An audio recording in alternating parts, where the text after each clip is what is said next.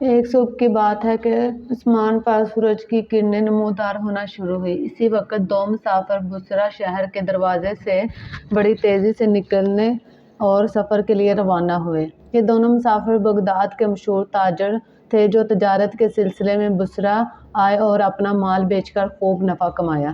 ان میں سے ایک کا نام ابو سہل اور جبکہ دوسرے کا نام حیدر تھا۔ وہ دونوں بچپن کے دوست تھے، لیکن ان کے کردار اور مزاج ایک دوسرے سے بہت مختلف تھے۔ جب وہ بصرہ آئے تو ان کے ساتھ اور بھی بہت سارے تاجر تھے، لیکن وہ اپنا مال بیچ کر اگلے شہروں میں روانہ ہو گئے۔ ان دونوں دوستوں نے بھی قافلے کے ساتھ جانا تھا، مگر انہوں نے بغداد واپسی کا فیصلہ کیا، کیونکہ جب وہ دونوں سفر کے لیے نکلے تو ابو سہل کی بیوی بیمار تھی اور حیدر اپنے دوست کو یوں تنہا چھوڑ کر قافلے کے ساتھ نہیں جانا چاہتا تھا۔ اب واپسی پر ان کے ساتھ کچھ ایسا ہونے والا تھا جو ان کی زندگیوں کو بدل دینے والا تھا۔ دونوں کا واپسی کا سفر جاری تھا۔ وہ چاہتے تھے کہ سورج نکلنے سے پہلے کافی سفر طے کر لیا جائے، کیونکہ دھوپ میں صحرا سے نکلنا بہت مشکل ہو جائے گا۔ گرمیوں کے دن سے اور صحرا تندوری مند گرم ہو جاتا تھا اور صحرا میں طوفان اور آندھی کا بھی خطرہ رہتا تھا۔ وہ یہی سوچ کر بڑی تیزی سے سفر کر رہے تھے اور سورج نکلنے سے پہلے وہ بصرہ کی نواحی بستیوں سے بہت دور نکل آئے۔ ابو سہل نے اپنے دوست کو کہا، اب ہمیں رک جانا چاہیے تاکہ ہم اور ہمارے اونٹ کچھ دیر آرام کر لیں۔ یہاں قریب ہی ایک نخلستان ہے، ہم وہیں پر آرام کریں گے اور سورج کے غروب ہوتے ہی وہاں دوبارہ سفر شروع کریں گے۔ حیدر نے اپنے دوست کی بات مان لی اور انہوں نے اپنے اونٹ باندھ کر پانی پینا شروع کر دیا اور اونٹوں کو درختوں کے ساتھ باندھ کر آرام سے باتیں کرنے لگے۔ یوں ہی باتیں کرتے کرتے حیدر اپنے لالچ کو چھپا نہ سکا اور کہنے لگا، میرے دوست، تم 5000 درہم کا مال لائے ہو اور اس سے 5000 درہم منافع کما لیا ہے، جبکہ میں نے 2000 درہم کے منافع کمایا ہے۔ افسوس کہ میں قافلے کے ساتھ نہ جا سکا۔ اگر ہم یہیں سے کچھ اور خرید کر بغداد لے جاتے تو ہمیں اور بھی بہت سا منافع ہوتا۔ اب سہل نے اپنے دوست کی بات سنی تو کہنے لگا، میرے دوست، خدا کا نام لو، تم اپنے ساتھ صرف 1000 درہم کا مال لائے اور اب تمہارے پاس 3000 درہم ہے۔ ایسے ناشکری تو نہ کرو۔ لیکن حیدر بار بار اپنی ناشکری کا اظہار کر رہا تھا اور کہہ رہا تھا کہ کاش میں 3000 درہم کی بجائے 10,000 درہم کا مال بنا سکتا۔ پھر وہ آرام کرنے کے لیے اسی جگہ پر لیٹ گئے اور ابو سہل تھوڑی ہی دیر میں گہری نیند سو گئے، لیکن حیدر نے نیند نہیں آ رہی تھی اور وہ نیند اس کی آنکھوں سے کوسوں دور تھی۔ وہ ابھی بھی 10,000 درہم کے بارے میں سوچ رہا تھا اور یوں ہی اس نے ابو سہل کے سامان سے درہم کی تھیلی نکالی تو اس نے ابو سہل کی نیند میں ڈوبے ہوئے چہرے کو دیکھا جو ایک مخلص دوست کا چہرہ تھا، اور اس کے دل میں خیال آیا کہ میں بددیانت، مجھے مال کے لالچ میں، حتیٰ کہ تمہارا بچپن کا دوست ہے، کیا تو اس کے ساتھ بھی بددیانتی کرے گا؟ نہیں نہیں، میں ایسا نہیں کروں گا۔ اس نے وہ تھیلی واپس رکھ دی اور حیدر نے اپنے دوست ابو سہل کے ہونٹ کو تڑپتا ہوا دیکھا جسے ایک زہریلے سانپ نے ڈس لیا تھا۔ اس نے اپنے دوست کو اٹھایا، ہوا چلنے لگی جیسے ہی اس کے چوائز کر دیا، ایسا نہ ہو کہ ہم طوفان کی لپیٹ میں آ جائیں۔ لیکن ابو سہل نے کہا، میرے دوست حیدر، کیا تم احمق ہو گئے ہو؟ ہم کھلے میدان میں طوفان کا سامنا کیسے کریں گے؟ ہمیں چاہیے کہ طوفان کے تھمنے کا انتظار کریں اور پھر اس کے بعد سفر کریں۔ لیکن حیدر اپنی بات پر اڑا رہا اور آخرکار اس کے دوست نے اس کی بات مان لی۔ ابھی انہوں نے تھوڑا ہی فاصلہ طے کیا تھا کہ اللہ کی پناہ، پانی اس قدر زیادہ بڑھا تو وہ کھڑے ہو گئے، لیکن ریت کا طوفان ابھر رہا تھا۔ دیکھا کہ ابو سہل کے پاؤں طوفان سے اکھڑ رہے ہیں اور وہ مشکل میں تھا تو حیدر دیکھ کے مردہ ضمیر نے آواز دی کہ اس سے بہتر موقع کبھی نہیں دیکھا۔ یہ سوچ کر وہ وہاں سے بھاگا اور اونٹ پر بیٹھ کر نخلستان کی طرف بڑھنے لگا۔ وہ چاہتا تو اپنے دوست کو بھی اپنے ساتھ لے جا سکتا تھا، مگر اسے اپنے مال کے ساتھ ساتھ ابو سہل کا مال بھی نظر آنے لگا۔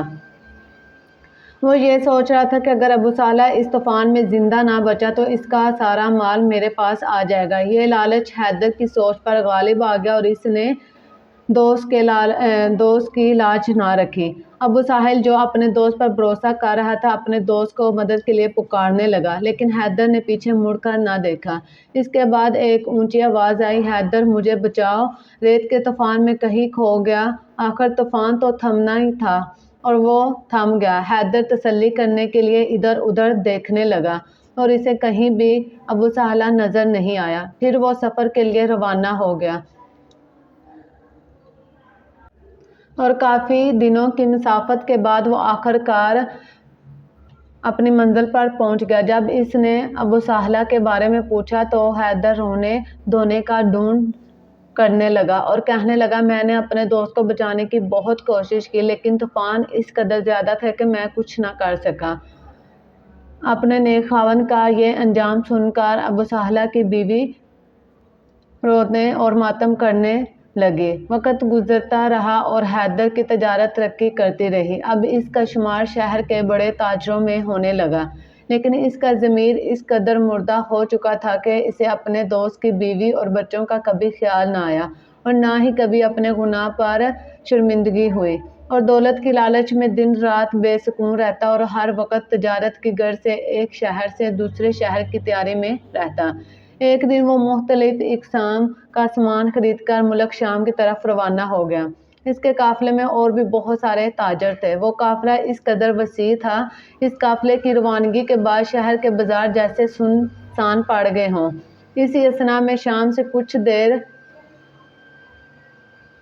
قبل بغداد میں ایک بدحال فقیر داخل ہوا، پھٹے پرانے کپڑوں میں ملبوس۔ وہ شخص گرتا پڑتا ویران بازار کی گلیوں سے گزر رہا تھا۔ پھر وہ کسی دروازے کے سامنے رکا اور دروازے پر دستک دی۔ اندر سے کسی خاتون نے کمزوری سی آواز میں پوچھا کہ باہر کون ہے؟ جب اسے کوئی جواب نہ ملا تو اس نے دروازہ کھول دیا۔ وہ باہر کھڑے شخص کو دیکھ کر حیران رہ گئی اور پوچھنے لگی، ابو صالح، ابو صالح، یہ تم ہو؟ اس بدحال شخص نے کمزور سی آواز میں جواب دیا، ہاں میں ہوں۔ اور پھر وہ پھوٹ پھوٹ کر رونے لگے۔ کچھ دیر آرام کے بعد ابو صالح کی بیوی نے پوچھا کہ یہ سب کیسے ہوا؟ پھر ابو صالح نے کمزور سی آواز میں کہا کہ میرا دوست بددیانت ہو گیا تھا۔ پھر اس نے اپنی بیوی کو سارا ماجرا کہہ سنایا۔ حیدر نے مجھے طوفان میں چھوڑ دیا تھا، لیکن خدا کے فضل سے ایک راہگیر قافلے نے میری مدد کی اور انہی لوگوں نے مجھے بصرہ پہنچایا۔ جب کچھ وقت کے بعد میں صحت بحال ہوئی تو میں بغداد لوٹ آیا۔ جب اس کی بیوی پر حقیقت اشکار ہوئی تو وہ غصے سے کہنے لگی، کمینہ، صرف وہ اسی شہر میں تو رہتا ہے، جب وہ واپس آئے تو اس سے ایک ایک بائی کا وصول کرنا۔ لیکن ابو صالح نے کہا کہ اس نے بددیانتی کی لیکن مجھ سے کم ظرفی نہیں ہوگی، تو تم بھی یہ بات کسی اور سے نہ کہنا، کیونکہ میں نہیں چاہتا کہ میرے دوست کو دنیا کے سامنے شرمندہ ہونا پڑے۔ مجھے اللہ پر بھروسہ ہے کہ وہ اس بات کا انصاف ضرور کرے گا۔ ادھر حیدر اپنے قافلوں کے ساتھ صحراؤں کو عبور کر رہا تھا۔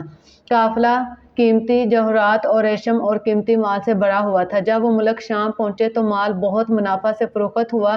اس کا جی چاہا کہ ابھی واپسی کے لیے روانہ نہ ہو بلکہ اور مال خرید کر مصر کی طرف روانہ ہو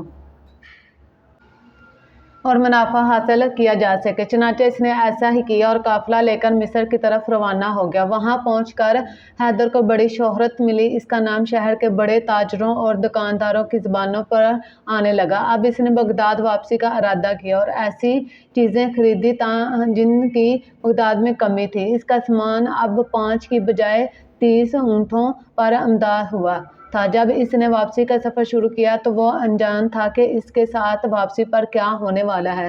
دوسری طرف ابو صالح نے اپنے دل میں غصہ اور انتقام پالنے کی بجائے خود کو سنبھالا اور گھر میں تھوڑا بہت جو کچھ تھا وہ بیچ کر تھوڑا بہت کاروبار شروع کیا، اور اللہ تعالیٰ نے اس کے نیک نیتی پر دیانتداری کی وجہ سے اسے خوب ترقی دی۔ وہ جلد ہی اس قابل ہو گیا کہ دوسرے شہروں میں جا کر تجارت کے سامان کی خرید و فروخت کر سکے۔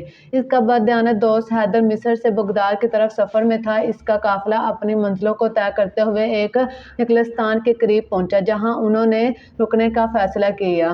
دل کی گرمی اور تھکن کے بعد جب لوگ آرام کرنے لگے، حیدر کو اس رات ایک عجیب سا احساس ہوا۔ जैसे ही इसके साथ कुछ होने वाला हो, लेकिन इसने इस एहसास को झटक दिया और अपने दोस्तों के साथ आराम करने लगा।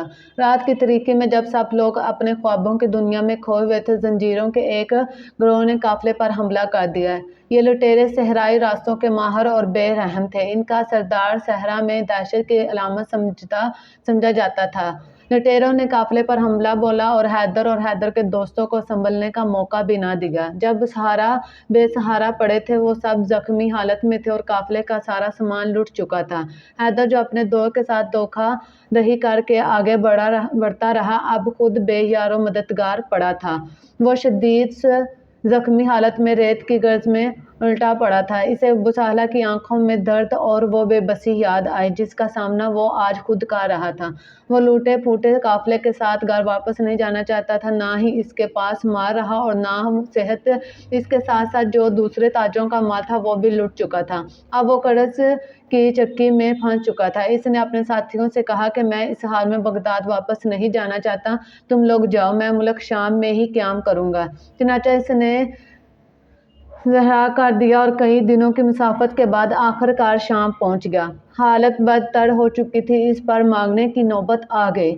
इसका गुरूर और लालच इसे ज़मीन पर गिरा दिया था। अब वो सड़कों पर एक भिखारी की ज़िंदगी गुजारने पर मजबूर हो चुका था। रात से कोई ना कोई ऐसा ख्वाब आता जिसकी वजह से वो चौंक कर रह जाता। एक दिन वो खुद से कहने लगा, हैदर, जाओ अपने दोस्त की बीवी को सब कुछ सचमुच बता दो और इससे माफ़ी मांगो, और तुम्हें माफ़ करेगी तब ही तुम्हें सुकून मिलेगा। अबू साहला की बीवी का सामना करने इसमें हिम्मत ना थी। एक दिन वो मश्क शहर के बाजार में बैठा भीख मांग रहा था कि अचानक इसे कुछ भीड़ और गहमा गहमी नजर आई। एक बड़ा ताजर बड़ी शानो शौकत के साथ चल रहा था और गरीबों में खैरात बांट रहा था। हैदर भी कुछ ताजर की तरफ बढ़ता ताकि भीख का सवाल कर सके, लेकिन इसे देखते ही वो चौंक कर रह गया। इसकी शर्मिंदा आंखों ने इसे पहचान लिया। वो अबू साहला ही था, जो इसका दोस्त जिसको इसने धोखा दिया था, यारों मददगार छोड़ दिया था। हैदर ने शर्म से नजरें झुका ली और एक चादर से अपना मुंह ढांपने लगा। वो दिल ही दिल में सोचने लगा कि अबू साहला इसे पहचाने बगैर वहां से गुजर जाए, मगर वो एक नेक दिल इंसान था। इसने अपने दोस्त को पहचान लिया। वो अपने दोस्त की ये हालत देखकर इसके करीब गया। इसका दिल से अपने दोस्त की ये हालत देखकर अबू साहला की आंखों में आंसू आ गए और इसे ने कोई भी इससे गिला ना किया और ना कोई शिकवा किया, बस अशकाफ से अपने दोस्त को देखता रहा। हैदर मारे शर्मिंदा के अपने दोस्त के कदमों पर गिर पड़ा और माफ़ी मांगने लगा। अबू साहला ने अपने दोस्त को सहारा देकर उठाया और गले से लगाया। जब दोनों दोस्त बगदाद पहुंचे तो अबू साहला ने अपने दोस्त की मदद की ताकि वो अपने पैरों पर दोबारा खड़ा हो सके। तो दिल से माफ़ कर दिया, क्योंकि इसके दिल में रहम था। लालच और हसद की आग में जलने वाला इंसान दुनिया और आखिरत में कभी कामयाब नहीं हो सकता। हैदर को भी अपने किए पर बड़ा पछतावा था और इस वाक़ये ने इसकी ज़िंदगी बदल दी। इसके बाद वो एक ईमानदार और मेहनती शख्स बन गया था। तो अगर ये आपको कहानी अच्छी लगी है तो इसको लाइक कमेंट शेयर ज़रूर कीजिएगा। और इस कहानी से हमें यह सबक मिलता है कि धोखा इंसान को बर्बाद कर देता है, जबकि दयानतदारी हमेशा कामयाबी और सुकून का बास बनती है। तो वीडियो को लाइक कमेंट और शेयर ज़रूर कीजिएगा ताकि मेरी हर आने वाली वीडियो का नोटिफिकेशन आपको टाइम बाय टाइम मिलता रहे। तो मिलते हैं नेक्स्ट वीडियो में, तब तक रखिए अपना बहुत सारा ख्याल। ओके, अल्लाह हाफिज़, टेक केयर।